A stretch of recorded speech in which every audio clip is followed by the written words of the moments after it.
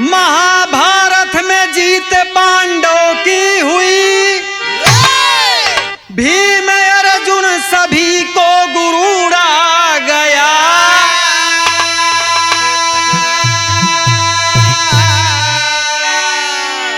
जंग जम के किए तंग सब हो गए, अरे उस लड़ाई में ऐसा सुरूर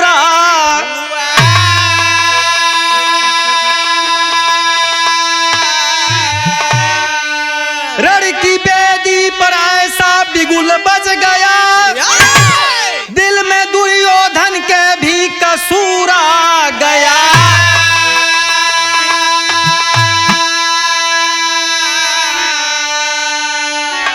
बाहबाई दिखाई है पांडवों ने जब, दिल में भगवान के भी ये फतूर आ गया।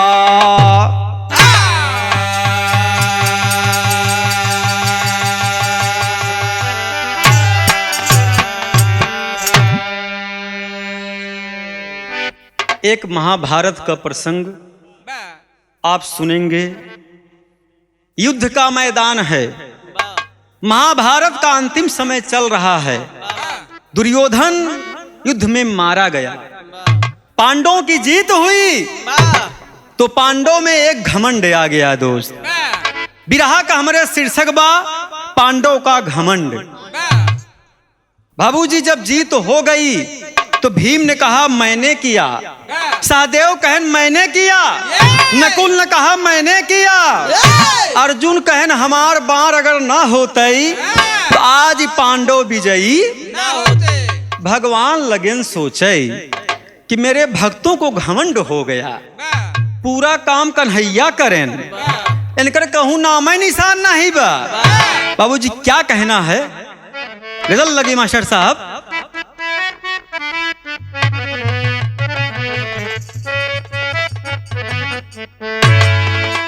अरे दिल लेके जा रहे हो कैसे जिएंगे हम,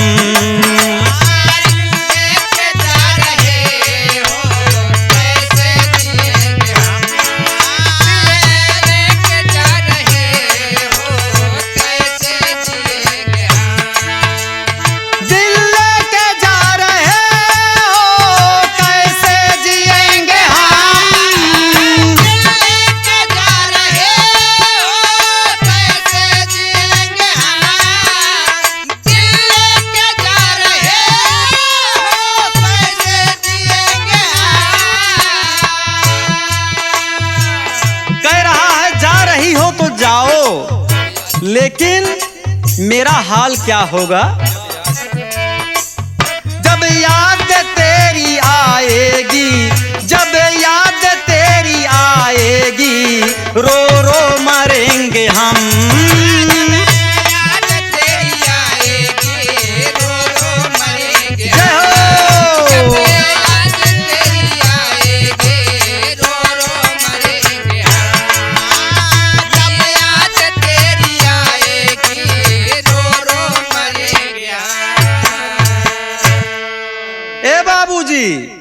लेकिन इधर क्या होता है, भगवान कन्हैया बैठा, पांचों पांडव कहा था हमने ये किया, हमने ये किया, हमने ये किया।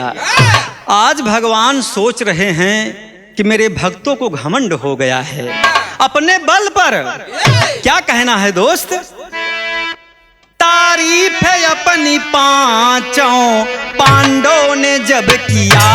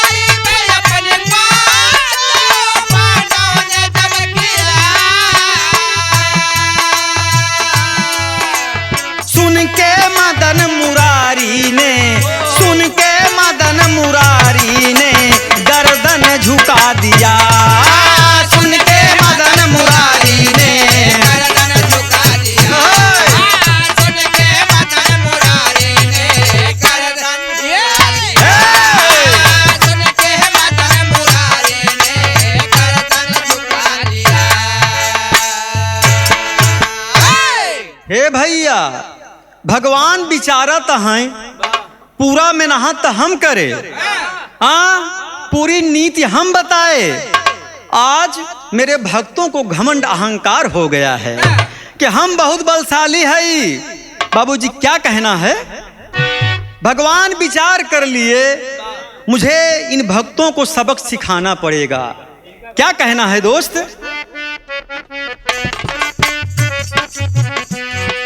क्या कहना है दोस्त? आज भगवान मुरली मनोहर विचार कर लिए कि भक्तों को बहुत घमंड है। क्या कहना है? अर्जुन ने कहा सब कमाल मैंने दिखाया, रण क्षेत्र में गांडीव धनुष मैंने चलाया। बोले बहादुर भीम तब ललकार लगाया, अपने गदा के बल पे मैंने जीत दिलाया।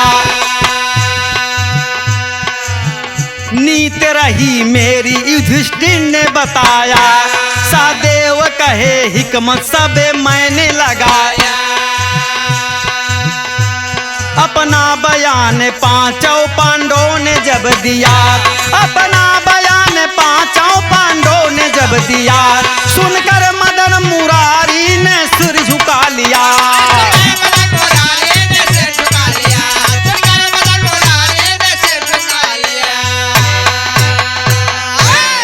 ए भैया, भगवान सोच में पड़ गए।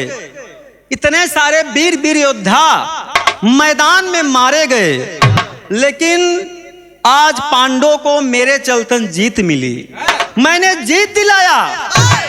इतना बहादुर बहादुर दुर्योधन जैसा बलशाली भीष्म पितामह सब के सब मारे गए दोस्त। तो बाबूजी जब भगवान आज पांडवों की बड़ाई सुनते हैं तो भगवान ने निश्चय कर लिया कि हमें पांडवों को सबक सिखाना होगा। क्या कहना टेरी के भाव में?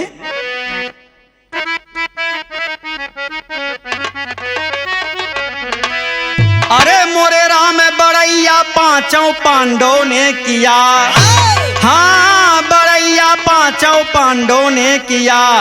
अरे सोच ही लगे कन्हैया बलदाऊ के भैया, बड़ैया पांचों पांडवों ने किया।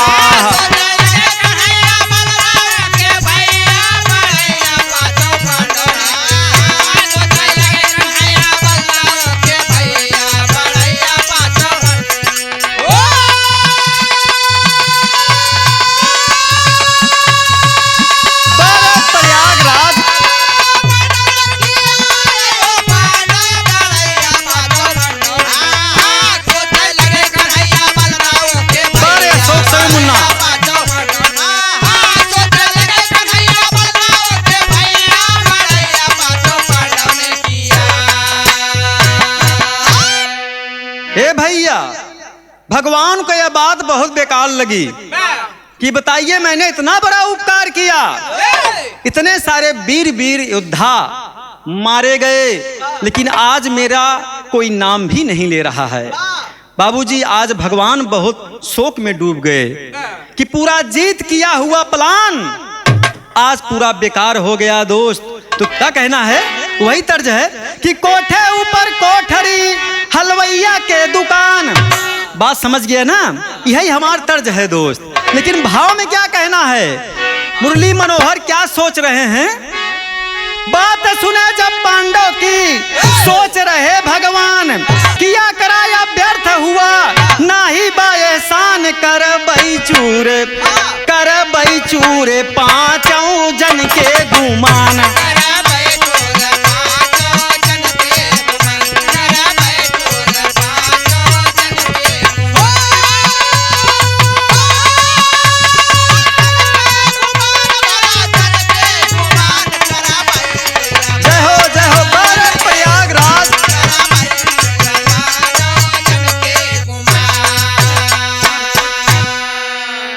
भैया भगवान मुरली मनोहर ये सोच लिए इन भक्तों को मुझे सबक सिखाना है।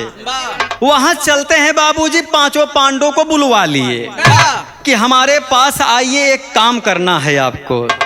तो पांचों पांडव पहुंचे, बोले भगवान बताइए हमें क्या करना है। भगवान क्या कहते हैं? तर्ज है मास्टर साहब है अरे जहिया से देखली गोरी, अरे जहिया से देखली गोरी तोहरी सूरतिया मतिया मार गईले।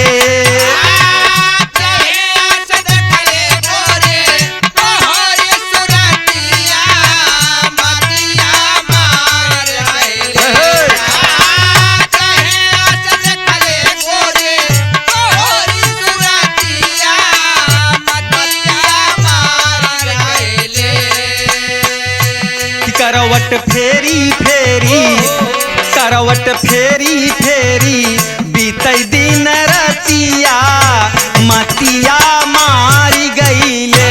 करवट फेरी फेरी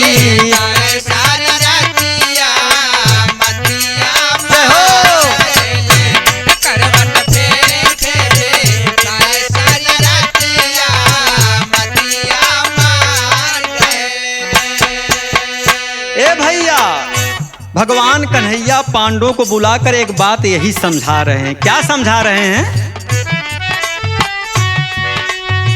मदन मुरारी सोचे कैले है सनावा पांचों भैया पे।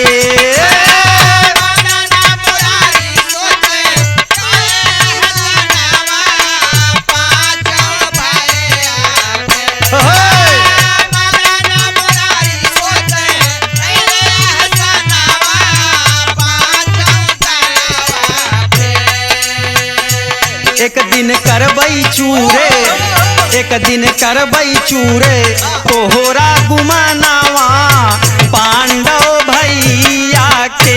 एक दिन करबई चूरे।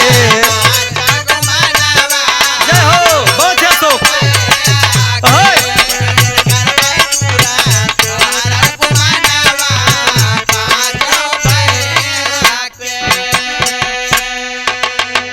एक दिन भगवान पांचों पांडवों के बुलाए, भगवान पांचों पांडव के बुलाए, भगवान पांचों पांडव के बुलाए।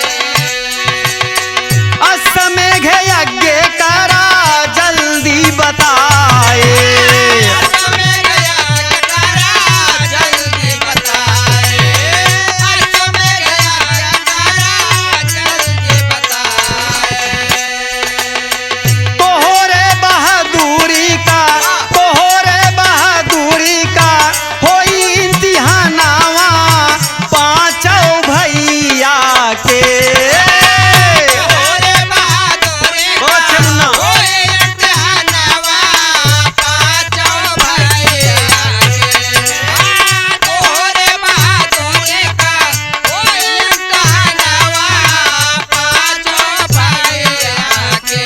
एक दिन करबई चूरे, एक दिन करबई चूरे तोहरा गुमानावा पांडव भैया के। एक दिन करबई चूरे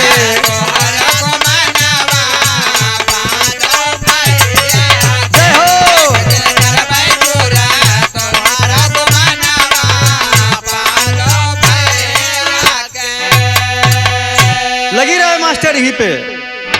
ए भैया, भगवान बुलाए, पांचों पांडवों से कहने लगे एक काम करो आप सब, अश्वमेघ यज्ञ करना है और यज्ञ करने के बाद जो घोड़ा उसको हम छोड़ देंगे। तो कहन भगवान इसकी क्या आवश्यकता है? कहन आप लोग को एक गुमान हो गया है कि मैंने ये किया, मैंने ये किया, मैंने ये किया। तो हम ही देख ही चाहत है के कितना बहादुर। आहा, और भगवान क्या करते हैं? कहना है घोड़ा सजा के भगवान दिहे छोड़वाई, घोड़ा सजा के भगवान दिहे छोड़वाई, घोड़ा सजा के भगवान दिहे छोड़वाई। मोरग ध्वज की नागरी गावा पकड़ाई,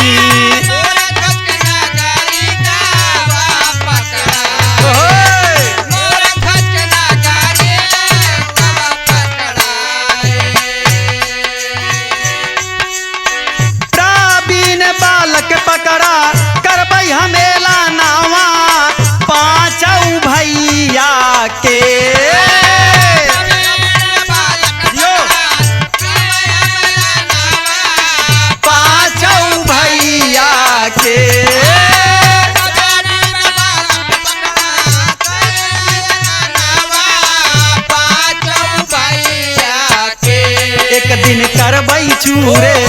एक दिन करबई चूरे तोहरा गुमानावा पांडव भैया के एक दिन करबई चूरे तोहरा को मानवा पाँचों भैया के करबै चूरा तोहरा को मानवा पाँचों भैया के।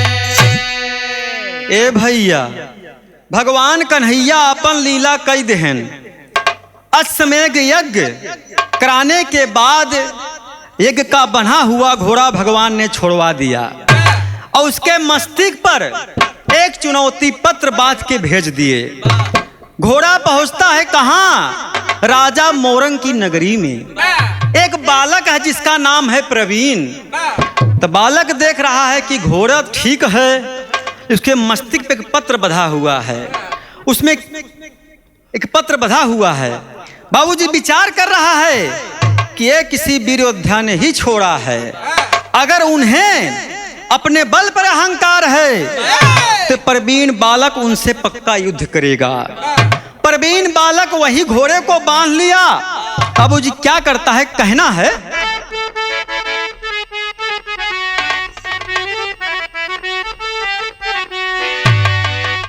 पांचों पांडव पीछे पीछे पहुंच आए। दोस्त घोड़ा बध गया है तो क्या कहते हैं प्रवीण से, घोड़ा छोड़ दे लाल मेरे, अरे तूफान से क्यों टकराते हो, अरे तूफान से क्यों टकराते हो, बलशाली वीर बहादुर से नाहक तुम रार मचाते हो।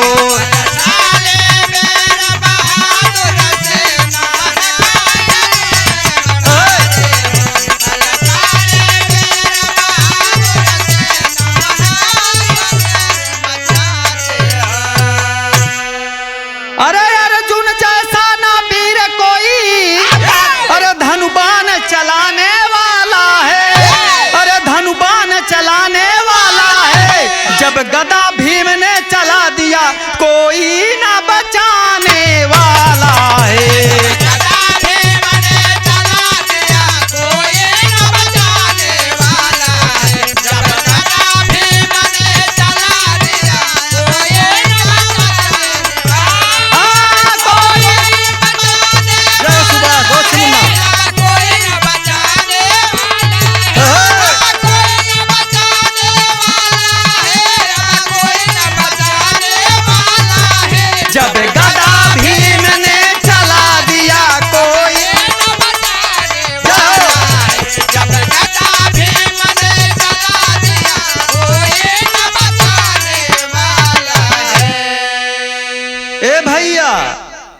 पांचों बहादुर अर्जुन भीम सब पहुंच गए।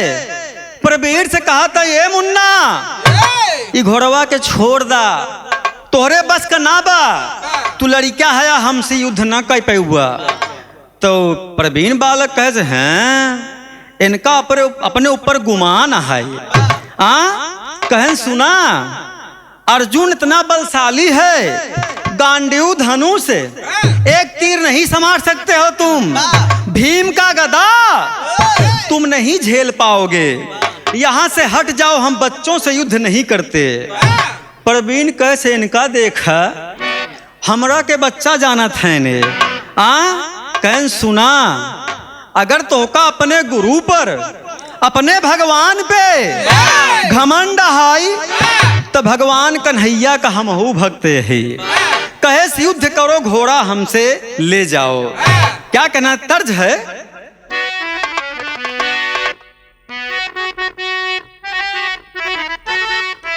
बार चांद देखा शोक भैया सब माटी गीत रहन है। दादा पुरनिया हरे बड़ा मेठराय के गाँव आजकल देखा तहा का भाव भाई पहले ना ही पड़त बा, हम सब अबे तक पुरन के जोतत ही। क्या कहना है, कहीं नहीं झूलनी के छैया बलम दोपहरिया बिताइला हो। लेकिन प्रवीण कहता है, हे बहादुर सामने आओ, युद्ध करो, घोड़ा ले जाओ। कहे सुना, बड़ाई करे से काम न चली। मैदान में दो योद्धा लड़ेंगे, जो जीतेगा घोड़ा उसी का है। क्या कहना है दोस्त? अरे बहुत सुने अर्जुन बड़ाई, लड़ाई हमें करबई मयरिया हो।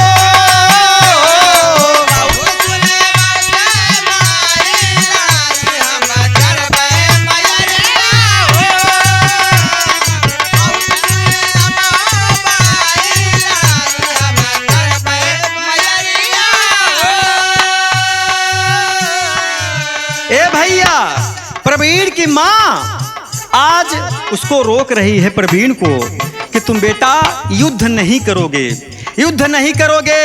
लड़का है भैया, माफ कर दे। ममता बहुत महान हो दोस्त माँ की। माँ बीच मैदान में पहुंचती है और पांचों पांडवों के सामने हाथ जोड़ती है कि एक काम करो, बच्चा हमार गलती कई गवा, घोड़ा अपना ले जाओ, मेरा बच्चा किसी से युद्ध नहीं करेगा। प्रवीण कहने, ए माई, अगर उनकर महतारी दूध पियाए हो तो हमारो महतारी दूध पियाए है, तो तनिको महतारी चिंता जिन करा। एक कितना बलशाली यहाँ इनका हम देख ले। बाबूजी अपने माँ से प्रवीण बालक अनुमति मांगता है। माँ समझाती है, मना करती है, लेकिन प्रवीण एक भी बात नहीं मानता है। वो क्या कहता कि ए मैया, अगर मैं मर जाऊंगा तो वीर के हाथे मरब, हमार नाम अमर हो जाई। मऊआ के हाथे मरब, हमें क्यों पूछबो न करी। और जी प्रवीण कहता है कि नहीं माँ, मैं युद्ध करूंगा। क्या कहता है?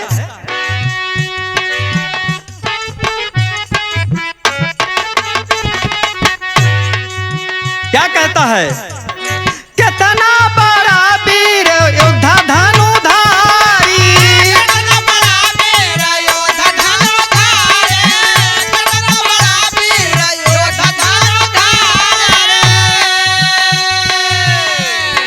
हमारा तमन्ना बदेख महतारी।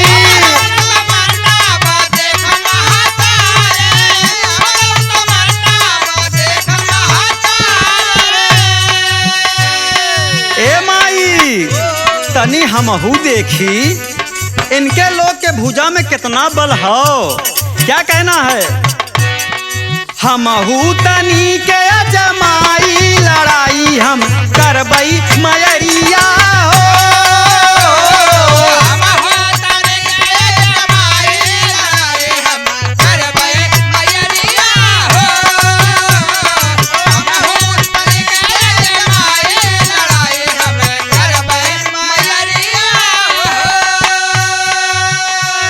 ए बाबूजी, महतारी बहुत डर रही है, बहुत घबरा रही है कि ये बहुत बलशाली हैं, बेटवा लौट जाए, इनकर घोड़ा छोड़ दे। पर वीर कहा, हे माई, वीर के हाथे मरब तो हमार नाम जग में अमर हो जाई, मऊआ के हाथे मरब तो हमका क्यों पूछबे नहीं करी। और जी क्या कहता है प्रवीण बालक?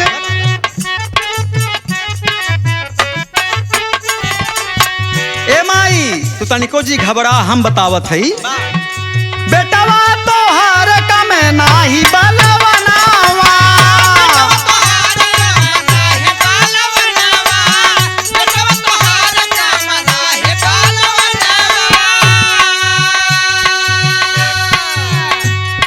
तोर देबै बैरी कमाई हम गुमनावा।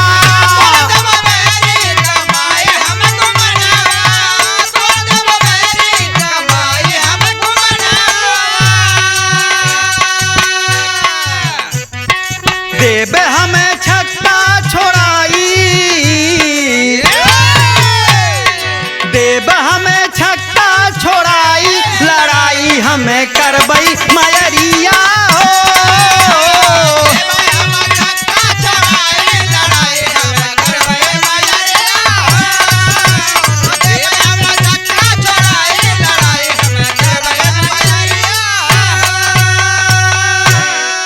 ए भैया, प्रवीण बालक अपने महतारी के समझाए कि ए मैया, तनी के एकाध बार हो जा तो देखी कितना बलशाली यहाँ ये सब। ए भैया, दुनहु पक्ष में प्रवीण बालक और पांचों पांडवों में युद्ध वहीं छिड़ जाता है। तो जी क्या कहना है, तर्ज है बा।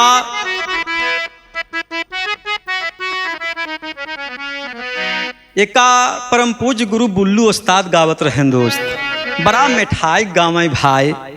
अब बुल्लू केहू न होई, कितना कोमल लहाई लहाई बतावाई। हाँ का गावत रहे, ए भैया कहीं जगतिया में कोई नहीं अपना, कहीं जगतिया में कोई नहीं अपना। अरे कोई ना कोई का कोई होई हो, जगतिया में कोई नहीं अपना, कोई ना कोई के कोई कोई हो जगतिया में कोई नहीं अपना, कोई ना कोई का कोई होई हो जगतिया में कोई नहीं अपना। अरे बनले का सारे बहनोई हो, अरे जगतिया में कोई नहीं अपना, कहीं बनले का सार बहनोई हो, जगतिया में कोई नहीं अपना। बनाले का बार बुल्लू उस्ताद। कोई हो जगतिया में कोई नहीं अपना, बनाले का सार कोई हो जगतिया में कोई नहीं अपना। ए भैया इधर क्या होता है, मैदान में घोड़ा वहीं बंधा हुआ है।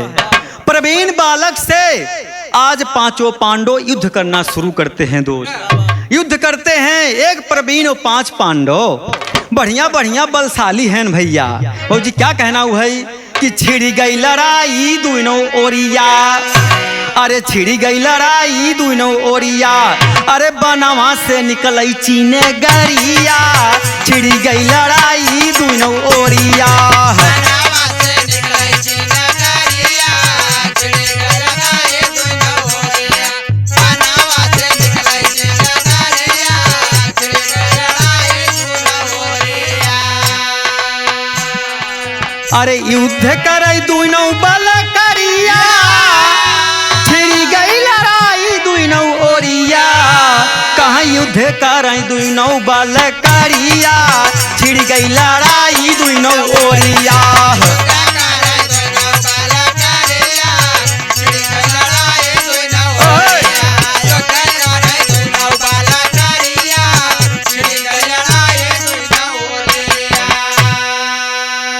ए भैया दोनों ओर से दोनों बहादुर में चिंगारी निकल रही है बाण की, कहीं खटखट तेगा चल रहा है, दोनों आपस में युद्ध कर रहे हैं। भगवान मुरली मनोहर देखत हैं कि आज ही समझ में आई कि घमंडी जीतता है कि भक्ति वाला जीतता है। प्रवीण बालक भगवान कन्हैया का पक्का भक्त रहन दोस्त। भगवान कन्हैया ने प्रवीण बालक को वरदान दिया था कि अगर जब भी तुम कभी मरोगे मेरे हाथ से ही मरोगे। ए भैया दोनों ओर से युद्ध हो रहा है, बाण पे बाण चलत बा, तेगा पे तेगा, तलवार पे तलवार। न प्रवीण केहू से कम बा, न पांचों पांडव केहू से कम है। क्या कहना है दोस्त कि खट खट तेगा चलई तलवारिया, जम के युद्ध करई बल करिया हो, अरे छिड़ी गई लड़ाई दुनों ओरिया, धरती पे मच गया हाहाकारिया, छिड़ी गई लड़ाई दुनों ओरिया।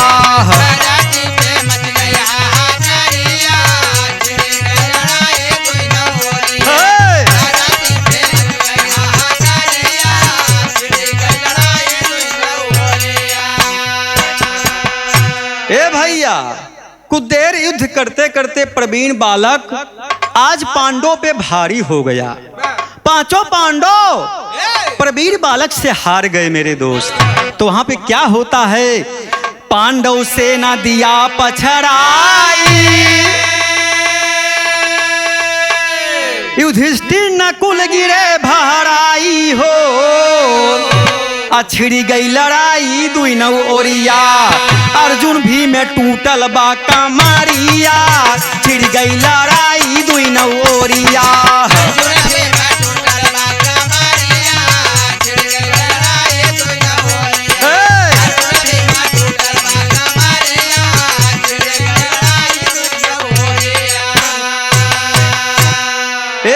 भैया पांचों पांडव धराशाही हुई गए। भगवान मुरली मनोहर आ गए मैदान में। कहन कस बहादुर, महाभारत में तो आप लोगों ने बहुत कमाल दिखाया था, आज लड़का से खिनान के हार गया, शर्मात ना आई है। अब भगवान के देखा तहाँ पांचों पांडव तो केहू कमर टूटी बा, केहू का टांग टूट गई बा, केहू वैसे गिराई पड़ा बही।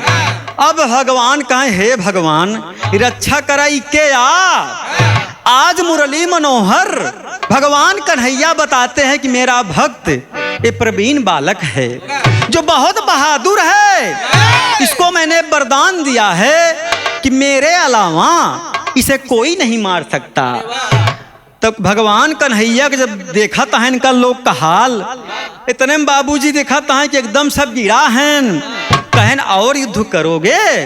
कहन भगवान हाथ जोड़ी और जी का कहा थी खाटी प्रयागराज बा। अरे राम टूटी गवा, अरे राम टूटी गवा, पांचों भैया का गुमानावा टूटी गवा, पांचों भैया का गुमानावा टूटी गवा।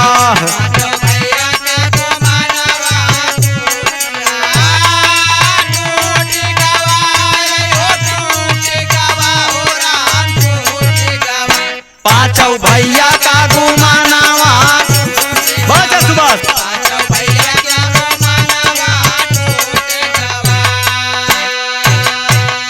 ए भैया मैदान में आके भगवान कन्हैया लगे ताना कसने कि कहो अर्जुन तुहार धनुष कहाँ गए? ओ भीम आपका गदा कहाँ गया? का कहा थी बाबूजी? बड़ा बलवान रहे अर्जुन धनुधारी, बड़ा बलवान रहे अर्जुन धनुधारी, बड़ा बलवान रहे अर्जुन धनुधारी। कहाँ वाहेरान गदा भीम बलकारी, कहाँ वाहेरान गदा भीम बलकारी, कहाँ वाहेरान गदा भीम बलकारी। अरे सबही के मनवा में मचिगा तूफानवा टूटी गवा, पांचों भैया का गुमानवा टूटी गवा। एक खाटी प्रयागराज है दोस्त।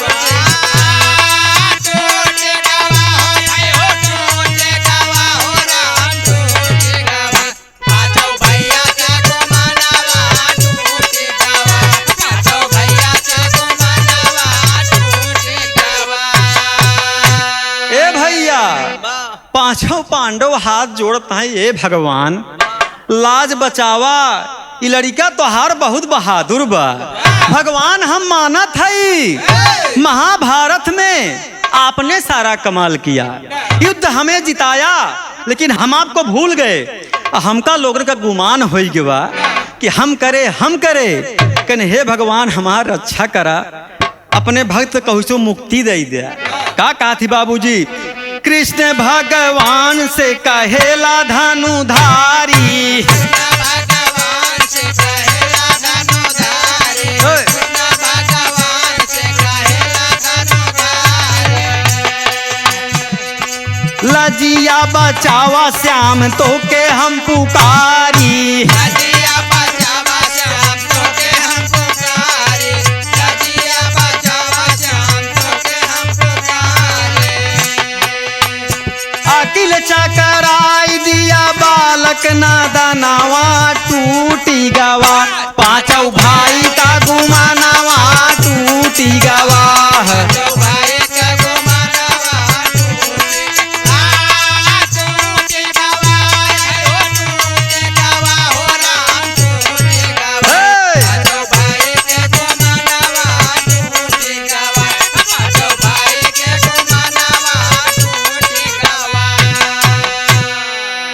भैया पांचों पांडव वहीं पे एकदम धरा पे गिर गए हैं, लेकिन प्रवीण बालक मनता ही ना आईबा, कहे इनका लोगन का आज हम मुआई डाउ भी।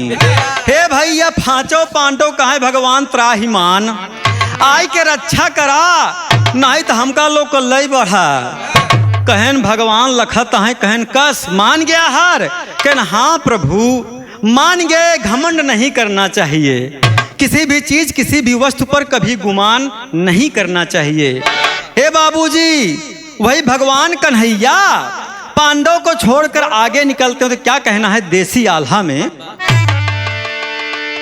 गर्भ नष्ट होइगा पांडव के सोचई लगे हैं मदन मुरार, इधर है भक्त प्रवीण हमारा, उधर है अर्जुन मीत हमार, इधर है भक्त प्रवीण हमारा।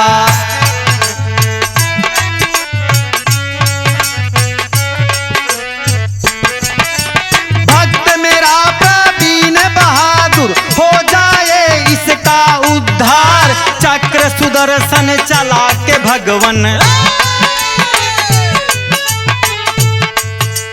गर्दन उसका दिए उतार, चक्र सुदर्शन चला के भगवन।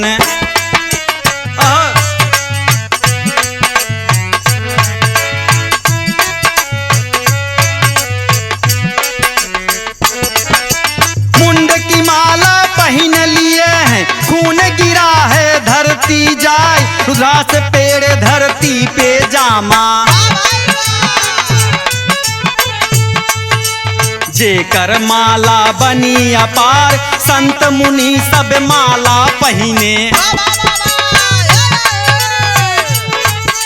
संत मुनि सब माला पहिने, जेकर माला बनी अपार, संत मुनि सब माला पहिने, संत मुनि सब माला पहिने, जेकर माला बनी अपार। संत मुनि सब माला पहिने, जेकर माला बनी अपार, संत मुनि सब माला पहिने, जेकर माला बनी अपार।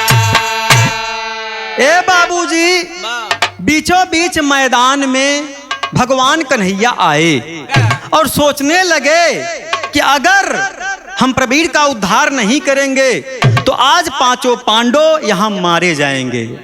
और हम वादा कैले बानी कि कुंती से कि ए फुआ, जब तक रहाब बेटवा तोहार जिंदा रही, अगर आज प्रवीण भक्त हमार मारी डाई तो ये बात हमार झूठ हो जाई। वही भगवान बाबूजी आज चक्र अपना निकाल दिए और प्रवीण बालक का सिर काट लिए। दोस्त, सिर काटने के बाद उसके खून से एक ही पौधा जामा भैया चांद, जेकर नाम बा रुद्राक्ष पेड़, जेकर माला बनी संत मुनि लोग पहनते हैं। तो भैया भगवान कन्हैया यही वरदान दिए कि जा प्रवीण भक्त, बहुत कमाल कैला मुन्ना, लेकिन तुम्हारा नाम इस दुनिया में हमेशा अमर रही। आज बाबूजी वही रुद्राक्ष पेड़ का माला संत ऋषि महंत जपत है, पहनता हुआ है। तो भैया ये एक बढ़िया बिरहा रहा महाभारत का प्रसंग, इसका शीर्षक था पांडव का घमंड। कहना है पंधारी भाव में,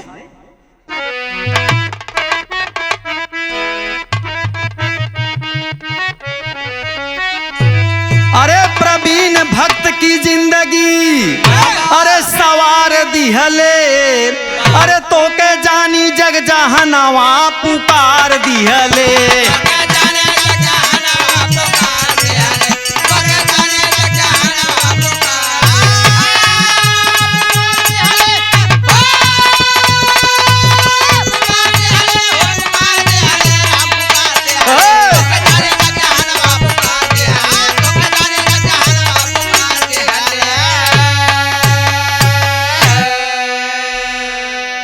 रक्त से है वृक्ष बना पहिनई जेकर माला, नर नारी साधु संत के गले में डाली जाला। ए भैया प्रमाण मिला प्रवीण भक्त के रक्त से वो वृक्ष जामा जेकर आज माला बन जेकर नाम रखा रुद्रास माला। तो भैया ये कहानी मिली आज भगवान मुरली मनोहर कन्हैया जी अपने भक्त प्रवीण का जीवन संभाल दिए दोस्त कि जा प्रवीण तू दुनिया में अमर हो गए। तुम्हारे जैसा भक्त न कभी कोई हुआ है और न कभी होगा। आज ही बड़े भैया देखा बलिदानी धरती चाहे जोन होय, चाहे फौजी मैदानी होय, चाहे कोनो खेल का मैदान हो, इसलिए दोस्त उसको हमेशा याद किया जाता है। क्या कहना है अंतिम भाव में? अरे दिनेश लहरिया हैदर बिरहा संहार दिहले, अरे तो के जानी जग जहानवा पुकार दिहले।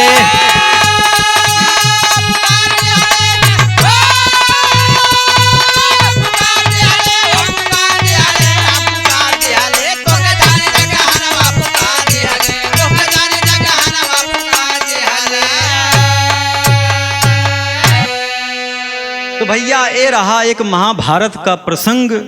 सभी श्रोताओं की बहुत मांग थी यूट्यूब पर कि भैया आपका बहुत सारा बिरहा हमने सुना, हास रस, करुण रस, तमाम रस, श्रृंगार रस, लेकिन महाभारत का कोई प्रसंग यूट्यूब पे नहीं मिल रहा है। तो एक देखा बढ़िया कहानी हम लेके आप सबके बीच में आए हैं, आप सब सुनेंगे, अपना आशीर्वाद हमें जरूर प्रदान करेंगे। अंतिम में क्या कहना है दोस्त कि स्वामी गीतानंद संत भय भूलुर तज दिए कोतारी, यादव राम धार कहे सब सारद कई बलिहारी हो।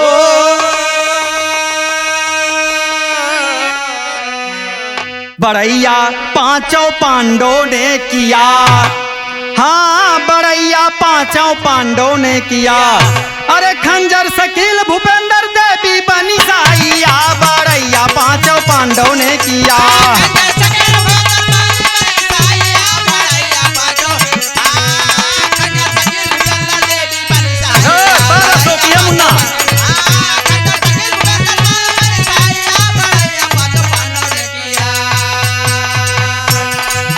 कभी खुले ना तिजोरी का ताला, पछवारे तरे आ जाना, कभी खुले ना तिजोरी का ताला, पछवारे तरे आ जाना।